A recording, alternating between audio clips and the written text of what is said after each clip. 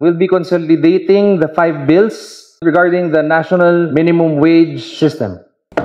Mga boss, nagbunga na yung pag-iingay, pangangalampag at pagkilos natin ng mga manggagawa at ordinaryong Pilipino. Pinag-usapan na at gumugulong na sa komite yung mga panukalang batas na magbubuwag ng provincial rate. At ngayong araw, kinonsolidate na lahat ng mga hinain na mga panukalang batas patungkol sa pagbubuwag ng provincial rate. At hopefully, sa susunod na Labor Committee meeting ay maipe-present na yung isang substitute bill na pupwedeng pag-usapan, talakayin, pagdebatihan at aprubahan ng Committee on Labor and Employment. After nito mga boss, tataas na yan sa plenaryo para sa second reading at onting kembot na lang mga boss, onting laban pa ay sana maipasa na natin to hanggang sa ikatlo at huling pagbasa dito sa House of Representatives. Makasaysayan po ang araw na ito dahil mula 1989 nang naging batas ang RA 6727 o Wage Rationalization Act na naging dahilan kung bakit tayo merong tinatawag na provincial rate, ay ngayon lang po sumalang at napag-usapan sa komite ang mga panukalang batas tungkol sa pagbubuwag ng provincial rate at pagsasapantay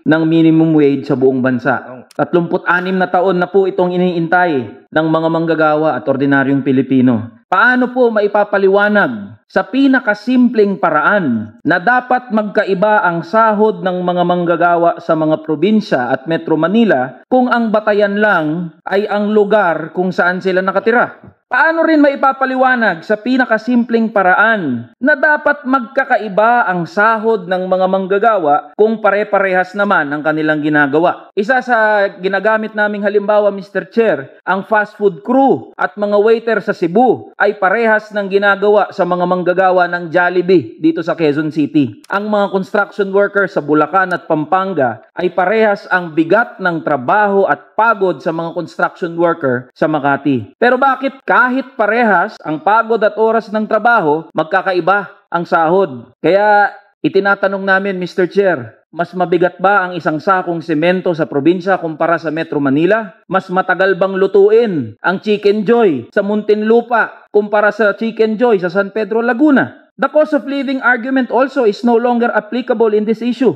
In many cases, mas mahal pa ho ang bilihin sa probinsya dahil sa dagdag na transportation cost. Ipasa na ho natin ang batas na ito at pagsumikapang tupdin ang nakasulat sa saligang batas na batayang karapatan ng mga manggagawa ang sahod na nakabubuhay at sahod na nagbibigay dignidad sa bawat manggagawang Pilipino. Hindi pa tapos ang laban natin mga boss, umpisa pa lang ito ng positive development sa pakikipaglaban natin para mabuwag ang walang kwentang provincial rate. Kailangan ko ng tulong ninyo. Kung gusto nyo na mabuwag ang provincial rate, mag-ingay tayo, patuloy na mga lampag. Gamitin ang mga hashtags natin, no to provincial rate. Kalampagin natin yung ating mga congressman, yung ating mga kinatawan at mga opisyal ng gobyerno na agad-agad ipasa na itong pagbubuwag ng walang kwentang provincial rate. Laban lang tayo, mga boss. Tara na, kamanggagawa.